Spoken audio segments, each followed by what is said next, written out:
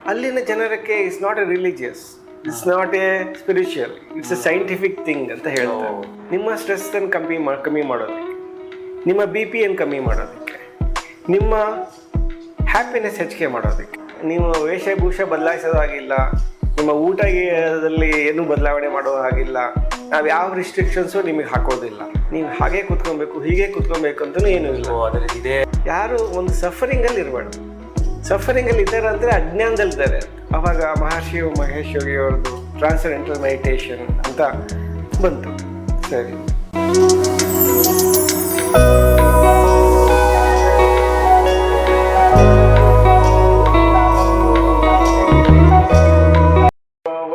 ಸರ್ವಾವಸ್ಥಾಂಗತೋಪಿ ವಾ ನಾರಾಯಣಂ ಪದ್ಮಭವಂ ವಸಿಷ್ಠಂ ಶಕ್ತಿಂ ಚ ತತ್ಪುತ್ರ ಪರಾಶರಂ ಚ ಭಗವಂತೋ ಪುನಃ ಪುನಃ ಯದ್ವಾರೆ ನಿಖಿಲಾನ್ನಿಲಿಂಪ ಪರಿಷತ್ ವಸಿತ್ರಂ ಸಮರ್ಪಯಾಮಿ ಶ್ರೀ ಗುರುಚರಣ ಕಮಲೇಭ್ಯೋ ನಮಃ.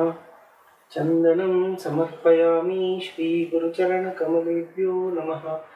ಅಕ್ಷತಾಂ ಸಮರ್ಪಯಾಮಿ ಶ್ರೀ ಗುರುಚರಣ ಕಮಲೇಭ್ಯೋ ನಮಃ.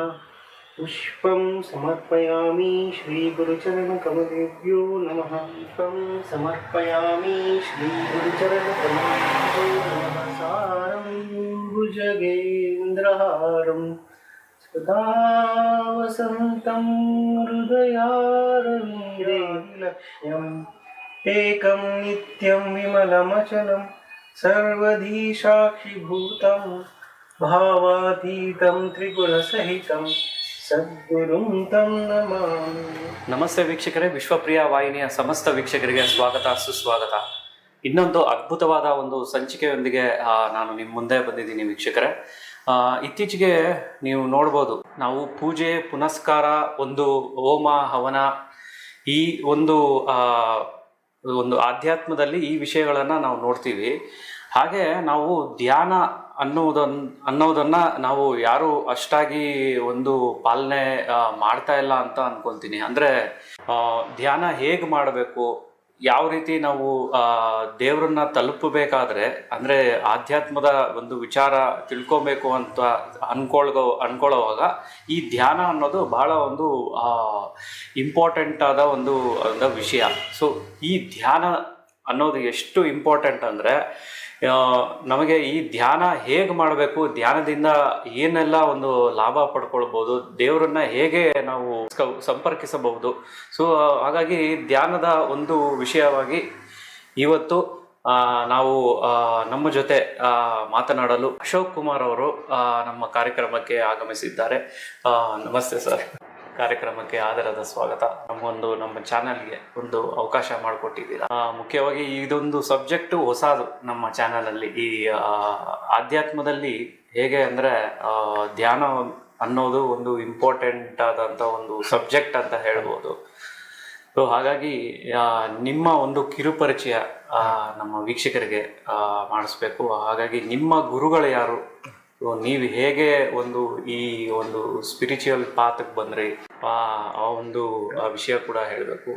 ಇನ್ನೊಂದು ವಿಷಯ ವೀಕ್ಷಕರೇ, ಇದರಲ್ಲಿ ಈ ಧ್ಯಾನದಲ್ಲಿ ಇಂಪಾರ್ಟೆಂಟ್ ಆಗಿ ಒಂದು ನ್ಯೂ ಇನ್ವೆನ್ಷನ್ ಅಂತ ಹೇಳ್ಬೋದು. ಹಲವಾರು ವರ್ಷಗಳ ಹಿಂದೆ ಮಹರ್ಷಿ ಮಹೇಶ್ ಯೋಗಿ ಅನ್ನತಕ್ಕಂಥ ಒಬ್ಬ ಮಹಾನ್ ಗುರುಗಳು ಈ ಒಂದು ನ್ಯೂ ಇನ್ವೆನ್ಷನ್ ಅಂತ ಮಾಡಿರ್ತಾರೆ, ಟ್ರಾನ್ಸೆಂಡೆಂಟಲ್ ಮೆಡಿಟೇಷನ್ ಅಂತ. ಸೊ ಇದು ಹೊಸ ವಿಷಯ. ಇದು ಒಂದು ನಮ್ಮ ವಿದೇಶದಲ್ಲಿ ಅವರು ಹಲವಾರು ಅವರ ಶಿಷ್ಯಂದ್ರಿಗೆ ಈ ಒಂದು ವಿಷಯವಾಗಿ ಅವ್ರಿಗೆ ಈ ವಿಷಯವಾಗಿ ಟ್ರಾನ್ಸೆಂಡೆಂಟಲ್ ಮೆಡಿಟೇಷನ್ ಬಗ್ಗೆ ಹಲವಾರು ಒಂದು ವಿದ್ಯಾರ್ಥಿಗಳನ್ನು ತಯಾರು ಮಾಡಿದ್ದಾರೆ. ಸುಮಾರು ನಮಗೆ ಗೊತ್ತಿರತಕ್ಕಂಥ ಪ್ರಕಾರ 40,000 ಶಿಷ್ಯಂದ್ರನ್ನು ಅವರು ತಯಾರು ಮಾಡಿದ್ದಾರೆ. ಸೊ ಅವರ ಅನುಯಾಯಿಗಳು ಅಂತ ಹೇಳ್ಬೋದು ಅಶೋಕ್ ಕುಮಾರ್ ಅವರು. ಸರ್, ತಮ್ಮ ಒಂದು ಕಿರಿಟು ಪರಿಚಯ ಮಾಡಿಸ್ತಾ ಗುರುಗಳ ಅವರ ಒಂದು ಪರಿಚಯ ಕೂಡ ನಮ್ಮ ವೀಕ್ಷಕರಿಗೆ ಮಾಡಿಸ್ಬೇಕು. ಧ್ಯಾನದ ಒಂದು ಪರಿಚಯನೂ ಮಾಡಿಸ್ಬೇಕು. ಅಪವಿತ್ರ ಪವಿತ್ರೋವಸ್ಥಾಂಗತೋಪಿ ಸ್ಮರೇತ್ ಪುಂಡರೀಕಾಕ್ಷಂ ಸಭಾಭ್ಯಂತರ ಶುಚಿ. ಜೈ ಗುರುದೇವ್. ನಮ್ಮಲ್ಲಿ ಜೈ ಗುರುದೇವ್ ಅಂತ ಹೇಳ್ತೀವಿ ಶುರುವಾಗಕ್ಕಿಂತ ಮುಂಚೆ. ಜೈ ಗುರುದೇವ್.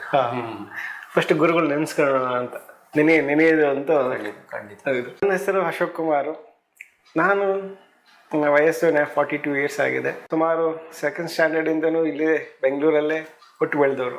ಇಂಜಿನಿಯರಿಂಗ್ ಮಾಡಿದ್ವಿ. ಕೊನೆಯದಾಗಿ ಸಾಫ್ಟ್ವೇರ್ ಡೆವಲಪರ್ ಆಗಿ ಸುಮಾರು ಒಂದು 5 ವರ್ಷ ತನಕ ಕೆಲಸ ಮಾಡಿದ್ವಿ. ಅದಾದಮೇಲೆ ಸಾಕು, ನಮ್ಮದೇ ಆದ ಕನ್ಸ್ಟ್ರಕ್ಷನ್ ಫೀಲ್ಡಲ್ಲಿ ಇರ್ತೀವಿ. ಸೊ ಕನ್ಸ್ಟ್ರಕ್ಷನಲ್ಲಿ ಒಂದು 10 ಇಯರ್ಸ್, ಮೋರ್ ದೆನ್ 10+ ಇಯರ್ಸ್ ಅಲ್ಲೇ ಕೆಲಸ ಮಾಡ್ತಾ ಇದ್ವಿ. ಈ ಒಂದು ಧ್ಯಾನಕ್ಕೆ ಬರಬೇಕು, ಆ ಒಂದು ಟರ್ನಿಂಗ್ ಪಾಯಿಂಟ್ ಅಂತ ಅನ್ನೋದಾದರೆ ಕೊರೋನಾದಲ್ಲಿ, ಅದು ಸೆಕೆಂಡ್ ವೇವ್ ಆಫ್ ಕೊರೋನಾದಲ್ಲಿ ಮನಸ್ಸಿಗೆ ಎಷ್ಟೋ ವಿಷಯಗಳು ಯಕ್ಷ ಪ್ರಶ್ನೆಯಾಗಿ ಕಾಡ್ತಾ ಇದ್ವು. ಏನದು ಪ್ರಪಂಚ, ಏನಾಗ್ತಾ ಇದೆ, ಏನು ಬಿಡ್ತಾ ಇದೆ, ನಾಳೆ ಏನಾಗುತ್ತೆ ಗೊತ್ತಿಲ್ಲ. ಅದಕ್ಕೆ ಏನದು ನನಗೆ ತೃಪ್ತಿ ಕೊಡುವಂಥದ್ದು ಏನು, ಕೊನೆಯದಾಗಿ ಏನು ಭಗವಂತ ಅಂದರೆ ಏನು, ಅದ್ರ ಬಗ್ಗೆ ಒಂದು ಮಾಹಿತಿಯನ್ನು ಗೊತ್ತಾಗಬೇಕು, ಒಂದು ಎಕ್ಸ್ಪೀರಿಯನ್ಸ್ ಆಗಬೇಕು, ಒಂದು ಅನುಭವ ಆಗಬೇಕು ಅಂತ ಒಂದು ಒಳಗಿನ ಭಾವ ಕಾಡಕ್ಕೆ ಶುರು ಆಯಿತು. ಆವಾಗ ಗೂಗಲಲ್ಲಿ ಹುಡುಕ್ತೀವಿ, ಎಲ್ಲ ಕಡೆ ಹುಡುಕ್ತೀವಿ ಯಾವುದಿದೆ, ಯಾವ ಚೆನ್ನಾಗಿದೆ ಅಂತ. ಆವಾಗ ಮಹರ್ಷಿ ಮಹೇಶ್ ಯೋಗಿ ಅವ್ರದ್ದು ಟ್ರಾನ್ಸೆಂಡೆಂಟಲ್ ಮೆಡಿಟೇಷನ್ ಅಂತ ಬಂತು. ಸರಿ, ಅಲ್ಲಿ ಹುಡ್ಕೊಂತ ಹೋದ್ವಿ. ಯಾರು ಸಿಗ್ತಾರೆ, ಯಾರು ಹೇಳ್ಕೊಡ್ತಾರೆ ಇದ್ರ ಬಗ್ಗೆ, ಯಾರಿಗೆ ಎಷ್ಟು ಹೆಚ್ಚಿನ ಇದ್ರ ಮಾಹಿತಿ ಎಲ್ಲಿದೆ ಅಂತ ಅವ್ರಿಗೆ ಕೇಳಿದಾಗ ನನಗೆ ಸಿಕ್ಕಿದ್ದು ಅನಂತ ವೆಂಕಟರಮಣ ಭಟ್ ಅವರು. ಅನಂತ ವೆಂಕಟರಮಣ ಭಟ್ ಅವರು ಅವ್ರದ್ದೇ ಆದ ಸ್ವಗೃಹ ಇದು. ಸೊ ಅವರು ಪರಿಚಯ ಮಾಡಿಕೊಂಡಾಗ ಗೊತ್ತಾಯಿತು, ತುಂಬ ವರ್ಷದಿಂದ ಈ ಒಂದು ಸಂಸ್ಥೆಯಲ್ಲಿ ಕೆಲಸ ಮಾಡ್ಕೊತಾ ಇದ್ದಾರೆ. ಒಂದು ಪೌರೋಹಿತ್ಯಗೂ ಕೆಲಸ ಮಾಡ್ತಾ, ಪೌರೋಹಿತ್ಯದಲ್ಲಿನೂ ಸಹ ಅವರು ಧ್ಯಾನವನ್ನು ಕಲಿತು ಅದು ಧ್ಯಾನದ ಮೂಲಕ ಪೌರೋಹಿತ್ಯ ಮಾಡುವಂಥವ್ರು. ಮೊದಲು ಧ್ಯಾನ ಮಾಡಬೇಕು, ಆಮೇಲೆ ಅವ್ರದ್ದು ಏನೇ ಕಾರ್ಯಕ್ರಮ ಇದ್ರು, ಯಾವುದೇ ಶನಿ ಶಾಂತಿ ಆಗಿರ್ಬೋದು ಅಥವಾ ಹೋಮ ಆಗಿರ್ಬೋದು, ಹವನ ಆಗಿರ್ಬೋದು, ಯಾವುದೇ ಮಾಡೋದಾದ್ರೂ ಮೊದಲು ಧ್ಯಾನ. ಒಂದು ಗುರುಪೂಜೆ ಆದಮೇಲೆ ಧ್ಯಾನ ಆದಮೇಲೆ ಮಿಕ್ಕಿದ್ದೆಲ್ಲ ಇಟ್ಕೊಂಡಿದ್ದು ಕಾರ್ಯಕ್ರಮ. ಅವರು ಒಂದು ರೂಢಿಯಲ್ಲಿ ತಗೊಂಡ್ಬಂದ್ರು. ಸೊ ಅವ್ರಿಗಿದ್ದಂತಹ ಒಂದು ಭಾವ ನೋಡಿ, ಧ್ಯಾನದ ಬಗ್ಗೆ ಅಷ್ಟು ಒಂದು ಉತ್ಸಾಹ, ಒಂದು ಅದಕ್ಕೋಸ್ಕರ ಪೂರ್ತಿ ಜೀವನ ಸಮರ್ಪಣೆ ಇಟ್ಟಿರೋದಂತ ನೋಡಿ ನನಗೆ ತುಂಬಾ ಒಂಥರ ಒಳಗಡೆ ಖುಷಿ ಆಯಿತು. ಹೌದು, ನಾನು ಇವ್ರ ಥರ ಯಾಕೆ ಆಗಬಾರ್ದು ಅಂತ ಅನಿಸ್ತು. ಆವಾಗ ಇಲ್ಲಿ ಬಂದು ಕಲ್ತೀವಿ, ಧ್ಯಾನ ಕಲ್ತೀವಿ. ತುಂಬಾ ಖುಷಿ ಆಗೋಯ್ತು. ಧ್ಯಾನ ಕಲಿತಾಗ ಹೇಳ್ತಾ ಹೋಗ್ತಾರೆ, ಹೆಚ್ಚಿನ ಸಂತೋಷವನ್ನು ಪಡೆಯುವಂಥದ್ದು ಅಂತ. ಅದಂತೂ ಆಗೋಯ್ತು, ಸಮಾಧಾನ ಆಗೋಯ್ತು, ಖುಷಿ ಆಗೋಯ್ತು. ಆದರೆ ನನಗೆ ಅಲ್ಲಿ ಸಮಾಪ್ತಿ ಆಗಲಿಲ್ಲ. ಯಾಕಂದರೆ ಆ ಪ್ರಶ್ನೆ ಇತ್ತಲ್ಲ, ಯಕ್ಷ ಪ್ರಶ್ನೆಗಳಿದ್ವು. ಭಗವಂತ ಅಂದರೆ ಏನು, ಎಲ್ಲಿದ್ದಾನೆ ಅವನು, ಏನು ಮಾಡ್ತಾ ಇದ್ದಾನೆ, ಯಾತಕ್ಕೋಸ್ಕರ ಈ ಜಗತ್ತು ನಡೀತಾ ಇದೆ, ಇದೆಲ್ಲ ಒಂದು ಕಾಡ್ತಾ ಇರೋ ಪ್ರಶ್ನೆ. ಅದನ್ನು ಸಮಾಧಾನವಾಗಿ ಹೇಳುವಂಥವ್ರು ಬೇಕಾಗಿತ್ತು. ಆವಾಗ ನಮ್ಮ ಗುರುಗಳು ಹೇಳಿದ್ರು, ನೀನು ಯಾಕೆ ಭಾವಾತೀತ ಧ್ಯಾನದ ಟೀಚರ್ ಆಗಬಾರ್ದು ಅಂತಂದರು. ಸರಿ ಆಯಿತು ಅಂತ ಅಂದ್ಬಿಟ್ಟು ಸೇರಿಸಿದ್ರು. ಭೋಪಾಲಿಗೆ ಹೋದ್ವಿ, ಮಧ್ಯಪ್ರದೇಶಿಗೆ ಹೋಗಿ ಭೋಪಾಲಲ್ಲಿ ಹೋಗಿ ಅಲ್ಲಿ ಹೋದಾಗ ಮಹರ್ಷಿಜಿಯವರು ಆವಾಗಿನ ಕಾಲದಲ್ಲೇ ಎಲ್ಲ ಟೀಚರ್ ಆಗೋದಕ್ಕೆ ಏನೇನು ಆಗಬೇಕು ಎಲ್ಲ ಒಂದು ವಿಡಿಯೋ ಟೇಪ್ ಮಾಡಿ ಇಟ್ಬಿಟ್ಟಿದ್ರು. ಅದರಲ್ಲಿ ಋಗ್ವೇದ, ಯಜುರ್ವೇದ, ಸಾಮವೇದ, ಅಥರ್ಣ ವೇದಗಳು ಏನೇನಿದೆ ಅದನ್ನು ಇಂಗ್ಲೀಷಲ್ಲಿ ಹೇಗೆ ಎಷ್ಟು ಸಿಂಪಲ್ಲಾಗಿ, ಎಷ್ಟು ಸರಳವಾಗಿ ಇಂಗ್ಲೀಷಲ್ಲಿ ಅರ್ಥ ಮಾಡ್ಕೊಬೋದು ಎಲ್ಲರೂ. ಯಾಕಂದರೆ ವಿಶ್ವದಾದ್ಯಂತ ನಡೀತದೆ. ಹೌದು, ಎಲ್ಲರಿಗೂ ಒಂದೇ ಸಮನ, ಒಂದೇ ರೀತಿಯಲ್ಲಿ ಆಗಬೇಕು ಅಂತ ಅವ್ರು ಅವಾಗೇನೆ ಯೋಜನೆ ಮಾಡಿಟ್ಟು ಹೋಗ್ಬಿಟ್ಟಿದ್ರು. ಸೊ ಆವಾಗ ಅಲ್ಲಿ ಹೋಗಿ ಕೇಳಿಸ್ಕೊಂಡಾಗ ಸಂಪೂರ್ಣವಾಗಿ ಒಂದು ಥಿಯರಿ ಪಾರ್ಟ್ ಅರ್ಥ ಆಯಿತು. ಪ್ಲಸ್ ಅದ್ರ ಜೊತೆಗೆ ಅವ್ರು ಪ್ರಾಕ್ಟಿಕಲ್ ಪಾರ್ಟು ಹೇಳಿದರು. ಹೀಗೆ ಆಗಬೇಕು, ಹಿಂಗೆ ಆಗಬೇಕು ಅಂತ ಅಂದ್ಬಿಟ್ಟು. ಅದೇ ರೀತಿಯಲ್ಲಿ ಯಾವಾಗ ಅದು ಆಗ್ತಾ ಹೋಯಿತು, ಪ್ರಾಕ್ಟಿಕಲ್ ಆಗಿ ಎಕ್ಸ್ಪೀರಿಯನ್ಸ್ ಆಗ್ತಾ ಹೋಯಿತು, ಅವಾಗ ಸಮಾಧಾನ ಆಯಿತು. ಒಂದು ಪ್ರಶ್ನೆಗಳಿಗೆ ಸಮಾಧಾನ ಆಯಿತು, ಇನ್ನೂ ಒಂದು ಎಕ್ಸ್ಪೀರಿಯನ್ಸ್ ಮೂಲಕ ಸಮಾಧಾನ ಆಯಿತು. ಅಲ್ಲಿಗೆ ನನ್ನ ಯಕ್ಷ ಪ್ರಶ್ನೆ ಸಮಾಪ್ತಿ ಆಯಿತು. ಅಂದ್ರೆ ನಿಮ್ಮ ಒಂದು ಪ್ರಶ್ನೆಗಳಿಗೆಲ್ಲ ಉತ್ತರ ಸಿಕ್ತು ಅನ್ಕೋಬಹುದು. ಜಾಸ್ತಿನೇ ಸಿಕ್ತು ಗುರುಗಳಿಂದ. ಸೊ ಅವ್ರಿಗೆ ಹೇಗೆ ಅಂದ್ರೆ ಇವರು ಮಹೇಶ್ ಯೋಗಿಗಳು ಅವರು ಪರಿಚಯ ಇದ್ರ, ಸೊ ಅವ್ರ ಮೂಲಕ ಏನಾರು ಕಲ್ತಿದ್ರ ಭಾವಾತೀತ ಒಂದು ಧ್ಯಾನವನ್ನ? ಅನಂತ ಭಟ್ ಅವರು ವೇದ ಪಾಠಶಾಲೆಯಲ್ಲಿ ಕಲಿತಾ ಇದ್ರು. ವೇದ ಪಾಠಶಾಲೆ ಆದಮೇಲೂ ಸಹ ಈ ಒಂದು ಡಿಗ್ರಿ ತಗೊಬೇಕು ಅಂತ ಡಿಗ್ರಿನೂ ಮಾಡ್ತಾ ಇದ್ರು. ಮಾಡೋ ಸಮಯದಲ್ಲಿ ಆ ಸಮಯದಲ್ಲಿ ಮಹರ್ಷಿ ಮಹೇಶ್ ಯೋಗಿಜಿಯವರು ಇಂಡಿಯಾದಲ್ಲಿ ಬಹಳ ಮಾಡಬೇಕು ಅಂತ ಬಹಳ ಆಸೆ ಇತ್ತು. ಆದರೆ ಅಷ್ಟು ಕಾರ್ಯ ಆಗ್ತಾ ಇರಲಿಲ್ಲ. ಯಾಕೆಂದರೆ ಎಲ್ಲ ಕಾರ್ಯನೂ ಬರೀ ಫಾರಿನಲ್ಲೇ ಆಗ್ತಾ ಇದ್ದಂತೆ. ಹಾಗಾಗಿ ಇಂಡಿಯಾದಲ್ಲೂ ಒಂದು ವೇದಿಕ ಅವರಿಗೆ ತುಂಬಾ ಗೊತ್ತಿತ್ತು. ಬ್ರಾಹ್ಮಣರಲ್ಲಿ ಇದ್ದಂಥ ವೇದ ಮಂತ್ರ ಜಪ ತಪ ಅವೆಲ್ಲ ಭಾಳ ಶ್ರೇಷ್ಠವಾದದ್ದು. ಅಂಥವರಿಂದಲೇ ಈ ಧ್ಯಾನ ಮುಂದುವರಿಬೇಕು ಅಂತ. ಸೊ ಅವಾಗ ಕರೆದ್ರು, ಯಾರ್ಯಾರು ಇದ್ದೀರಾ ಬನ್ನಿ ಅಂತ. ಅವಾಗ ಯಾವಾಗ ಆಹ್ವಾನ ಪತ್ರಿಕೆ ಬಂತು, ಅವಾಗ ಅನಂತ ಭಟ್ ಅವ್ರ ಮಧ್ಯದಲ್ಲೇ ಅದಕ್ಕೆ ಹೋದರು. ಹೋಗಿ ಅದು ಏನದು ಅಂತೆಲ್ಲ ತಿಳ್ಕೊಂಡ್ರು. ಅಲ್ಲಿ ಕಲ್ತ್ಕೊಂಡು ಧ್ಯಾನ ಕಲ್ತ್ಕೊಂಡಾದ್ಮೇಲೆ ಅವ್ರಿಗೂ ಆದಂಥ ಅನುಭವ ಅವ್ರಿಗೆ ಸೆಳೀತು ಆ ಕಡೆ. ಆವಾಗ ಜೀವನ ಪೂರ್ತಿ ಇಲ್ಲಿವರೆಗೂ ಅದನ್ನು ಬಿಟ್ಟೇ ಇಲ್ಲ. ಸೊ ಅವ್ರ ಮೂಲಕ ನಿಮಗೆ ಒಂದು ಈ ಗುರುಗಳ ಪರಿಚಯ ಆಯಿತು ಅಂತ ಹೇಳ್ಬೋದು. ಸೊ ನೀವು ಅಂದರೆ ಈ ಆ ಒಂದು ಟ್ರಾನ್ಸ್ಡೆಂಟಲ್ ಮೆಡಿಟೇಷನ್ನ ನೀವು ಸಂಪೂರ್ಣವಾಗಿ ಒಂದು ಕರಗತ ಮಾಡ್ಕೊಂಡಿದ್ದೀರಾ. ಸೊ ಎಷ್ಟು ವರ್ಷದಿಂದ ನೀವು ಅದು ಪ್ರಾಕ್ಟೀಸ್ ಮಾಡ್ತಾ ಇದ್ದೀರಾ? ಕಲ್ತಿದ್ದು 2019 ಮೇಲೆ, ಕೊರೋನಾ ಟೈಮ್ ಆಗ್ತಾ ಇನ್ನೇನು ಮುಗಿದಿತ್ತು. ಆವಾಗ ಟೀಚರ್ ಆಗಿದ್ದು 2021 ಮೇಲೆ, ಇನ್ನಿವರೆಗೂ ಹಾಗೆ ಕಂಟಿನ್ಯೂ. ಸುಮಾರು ಎಷ್ಟು ವಿದ್ಯಾರ್ಥಿಗಳಿಗೆ ನೀವು ಒಂದು ಇದನ್ನು ಕಲಿಸಿದ್ದೀರಾ ಇಲ್ಲಿವರೆಗೂ? ಸುಮಾರು ಮೋರ್ ದೆನ್ 1500 ಮೇಲೆ. ಯಾಕಂದರೆ ಹೋದ ವರ್ಷ ನಮಗೆ ಒಂದು ಅನುಭವ ಸಿಕ್ತು. ಸತ್ಯ ಸಾಯಿ ಬಾಬಾ ಅವ್ರದ್ದು ಸಂಸ್ಥೆಯಲ್ಲಿ ನಮಗೊಂದು ಕೊಲಾಬ್ರೇಷನ್ ಆಯಿತು. ನಮ್ಮ ಸಂಸ್ಥೆಗೂ ಅವ್ರ ಸಂಸ್ಥೆ ಕೊಲಾಬ್ರೇಷನ್ ಆಗಿ ನಾವು ಆಲ್ ಓವರ್ ಕರ್ನಾಟಕ ಪೂರ್ತಿ ಸತ್ಯ ಸಾಯಿ ಬಾಬಾ ಗುರುಕುಲಂಗಳಿಗೆ ನಾನು ಹೋಗಿ ಆ ಗುರುಕುಲಂತ ಎಲ್ಲ ವಿದ್ಯಾರ್ಥಿಗಳಿಗೆ ಧ್ಯಾನ ಹೇಳ್ಕೊಟ್ಟೆ. ಪ್ಲಸ್ ಚಿಕ್ಕಬಳ್ಳಾಪುರದಲ್ಲಿ ಇರೋವಂಥ ಎಲ್ಲ ಪ್ರೈವೇಟ್ ಸ್ಕೂಲ್ಸ್ಗಳಿಗೆ ಎಲ್ಲ ಸ್ಕೂಲ್ಸ್ಗಳಿಗೂ ಧ್ಯಾನ ಹೇಳ್ಕೊಟ್ರು.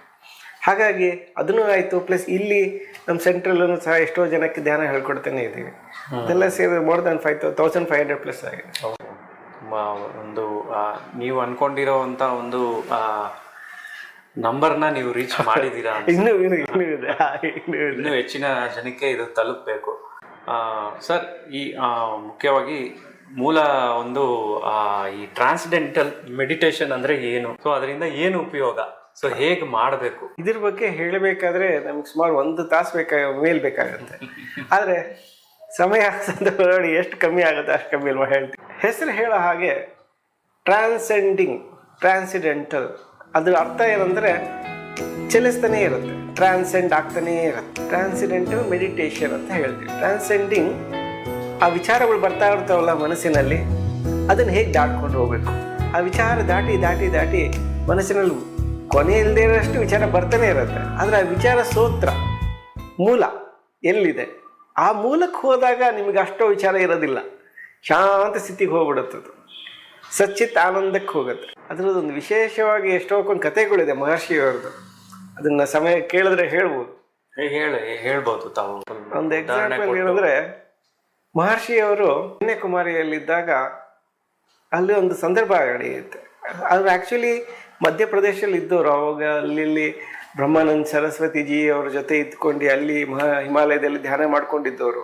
ಅವರಿಗೆ ಒಂದು ವಿಚಾರ ಬರುತ್ತೆ, ಈ ಕಡೆ ಹೋಗು, ಕನ್ಯಾಕುಮಾರಿ ಕಡೆ ಹೋಗು ಅಂತ. ಅಲ್ಲಿರೋವಂತಹ ಸ್ವಾಮೀಜಿಗಳು ಅವ್ರ ಜೊತೆ ಗೊತ್ತಿರೋವಂತಹ ಪುರುಷರು ಯಕ್ಷರು, ಒಂದು ದೊಡ್ಡ ಸ್ವಾಮೀಜಿಗಳಿದ್ರು, ಅಲ್ಲಿ ಯೋಗಿಗಳಿದ್ರು. ಅಂಥವ್ರ ಜೊತೆ ಎಲ್ಲ ಕೇಳಿದ್ರು. ಅವ್ರು ಯಾರು ಅಷ್ಟು ಬೇಡ ಅನ್ನೋ ರೀತಿಯಲ್ಲೇ ಹೇಳಿದ್ರು. ಆದ್ರೂ ಸಹ ಅವ್ರಿಗೆ ಯಾಕೋ ಮತ್ತೆ ಧ್ಯಾನ ಕೂತಾಗ ಅಲ್ಲಿಗೆ ಹೋಗು ಅಂತ ಹೇಳ್ತಾ ಇದೆ ತಂದ್ಬಿಟ್ಟು ಕನ್ಯಾಕುಮಾರಿಗೆ ಬರ್ತಾರೆ. ಹಾಗೆ ಜನರು ಆಗಿನ ಕಾಲದಲ್ಲಿ ಭಾವ ಇದ್ದಿದ್ದೇ ಹಾಗೆ. ಸ್ವಾಮೀಜಿಗಳು ಅಂದರೆ ಬಹಳನೇ ಒಂದು ದೊಡ್ಡ ಗೌರವ, ತುಂಬಾ ಗೌರವ. ಹಾಗೆ ಒಬ್ಬರು ಮನೇಲಿ ಬರ್ತಾರೆ, ಅಲ್ಲಿ ದೇವಸ್ಥಾನದಲ್ಲಿ ಹೋಗ್ತಾ ಬರ್ತಾ ಇರ್ತಾರೆ. ಒಬ್ಬ ರಿಪೋರ್ಟರ್ ಫಾಲೋ ಮಾಡ್ತಾ ಇರ್ತಾರೆ. ಯಾಕೆ ಅಂತ ಒಂದು ಕೇಳಿದಾಗ ರಿಪೋರ್ಟರ್ ಹೇಳ್ತಾನೆ, ನಿಮ್ಮನ್ನೆಲ್ಲ ನೋಡ್ತಾ ಇದ್ದೀನಿ, ದೊಡ್ಡ ಸ್ವಾಮೀಜಿಗಳ ಥರ ಕಾಣ್ತಾ ಇದ್ದೀರಾ, ನೀವು ಹೇಗೆ ಬಂದಿದ್ದೀರಾ, ಯಾಕೆ ಬಂದಿದ್ದೀರಾ ಅಂತ. ನಾನು ಈ ಥರ ಹಿಂಗೆ ಅಂತ. ಸರಿ, ನಂದು ರೇಡಿಯೋ ಚಾನೆಲ್ ಇದೆ, ನಾನು ಹಿಂಗೆ ಪ್ರಚಾರ ಮಾಡ್ತೀನಿ, ಜನರನ್ನೆಲ್ಲ ಒಗ್ಗೂಡಿಸ್ತೀನಿ, ನೀವು ಹೇಳಿ ಅಂತ. ಸರಿ ಆಯಿತು. ಸರಿ ಒಗ್ಗೂಡ್ತಾರೆ. ಎಲ್ಲ ಬ್ರಾಹ್ಮಣರ ಸಮಯದಲ್ಲಿ ಎಲ್ಲಷ್ಟು ಜನ ಬ್ರಾಹ್ಮಣರೆಲ್ಲ ಕೂತಿರ್ತಾರೆ. ಅಲ್ಲಿ ಮಹರ್ಷಿಯವರು ಹೇಳ್ತಾ ಹೋಗ್ತಾರೆ, ಧ್ಯಾನ ನಾನು ಈ ಥರ ಒಂದು ಭಾವಾತೀತ ಧ್ಯಾನ, ಹಿಂದಿಯಲ್ಲಿ ಭಾವಾತೀತ ಅಂತೀವಿ, ಅತೀತ್, ನಮ್ಮ ಹುಟ್ಟಿದ ಒಂದು ಭಾವನೆಗಳನ್ನು ಅತೀತ ಅದನ್ನು ದಾಟ್ಕೊಂಡು ಹೋಗಿ ಆ ಸಚ್ಚಿತ್ ಆನಂದಕ್ಕೆ ಹೋಗೋದು. ಮಹರ್ಷಿಯರು ಹೇಳ್ಬಿಡ್ತಾರೆ, ಭಾಳ ಸುಲಭ ಸಚ್ಚಿತ್ ಆನಂದವನ್ನು ಪಡೆಯೋದು ಈ ಧ್ಯಾನದಲ್ಲಿ ಅಂತ ಹೇಳ್ದಾಗ ನಗ್ತಾ ಇರ್ತದೆ. ಎಷ್ಟೊಂದು ಜನಕ್ಕೆ ಇದು ಒಂಥರ ನಗುವಂಥ ವಿಷಯ ಅಂತ ಅನಿಸ್ಬಿಡುತ್ತೆ. ಯಾಕಂದರೆ ಅಲ್ಲಿ ತನಕ ಇದ್ದಂಥ ವಿಚಾರಗಳೇ ಬೇರೆ. ಒಂದು ಸಚ್ಚಿತ್ ಆನಂದ ಪಡಿಬೇಕಂದ್ರೆ ಭಾಳ ಹೊತ್ತು ಕೂತ್ಕೊಂಡಿರಬೇಕು, ಆ ಮುದ್ರಾದಲ್ಲಿ ಕೂತ್ಕೊಂಡಿರಬೇಕು, ಆ ಒಂದು ಚಿತ್ತದಲ್ಲಿ ಫುಲ್ಲು ಕಾನ್ಸಂಟ್ರೇಷನ್ ಆಗಿ ಚಿತ್ತದಲ್ಲಿ ಕೂತಿರಬೇಕು. ಆಗ ಎಷ್ಟೋ ತಪಸ್ ಮಾಡಿದ್ರೆ ಸಿಗುತ್ತೆ. ಇದೆಲ್ಲ ಸಂಸಾರಿಗಳಿಗಲ್ಲ, ಇದೆಲ್ಲ ಸನ್ಯಾಸಿಗಳಿಗೆ. ಇವ್ರು ಇಷ್ಟು ಒಂದು ಸುಲಭವಾಗಿ, ಇಷ್ಟು ಸರಳವಾಗಿ, ಇಷ್ಟು ಕಮ್ಮಿ ಸಮಯದಲ್ಲಿ ಸಿಕ್ಬಿಡುತ್ತೆ ಆನಂದ ಅಂತ ಸಾಧ್ಯನೇ ಇಲ್ಲ ಅಂತ ಹೇಳ್ತಾ ಇದ್ರು. ಆದರೆ ಧ್ಯಾನ ಯಾವಾಗ ಕಲ್ತಿದ್ರು ಅವರು, ಇಂಟ್ರೊಡಕ್ಷನ್ ಕೊಟ್ಟರು, ಆಮೇಲೆ ಇನಿಷಿಯೇಷನ್ ಮಾಡಿದ್ರು. ಧ್ಯಾನ ಕಲ್ತಾದ್ಮೇಲೆ ಅವ್ರಿಗಾದಂಥ ಅನುಭವ ಎಲ್ಲರೂ ಬದಲಾಯಿಸ್ಬಿಡ್ತು. ಹೌದಲ್ಲ, ಒಳಗಡೆ ಯಾಕೋ ಖುಷಿ ಅನಿಸ್ತದೆ, ಸಂತೋಷ ಅನಿಸ್ತದೆ, ಆನಂದ ಅನಿಸ್ತದೆ ಅಂತ. ಇದು ಅವ್ರಿಗಾಗಿದ್ದಂಥ ಅಷ್ಟೇ.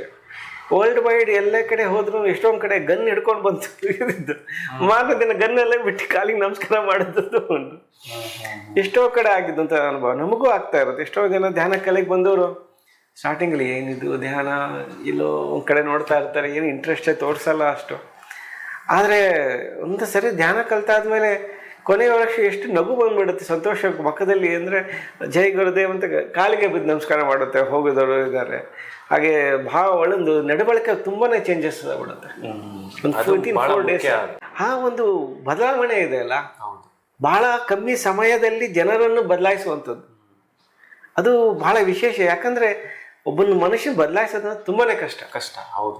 ಅಂಥ ಒಂದು ಕಷ್ಟದ ಕಾರ್ಯವನ್ನು ಎಷ್ಟು ಸುಲಭವಾಗಿ, ಎಷ್ಟು ಸರಳವಾಗಿ, ಎಷ್ಟು ಬೇಗನೆ ಅಷ್ಟು ಕಮ್ಮಿ ಸಮಯದಲ್ಲಿ ಬದಲಾವಣೆ ಮಾಡಬಹುದು ಅಂತ ತೋರಿಸ್ಕೊಟ್ಟವ್ರು.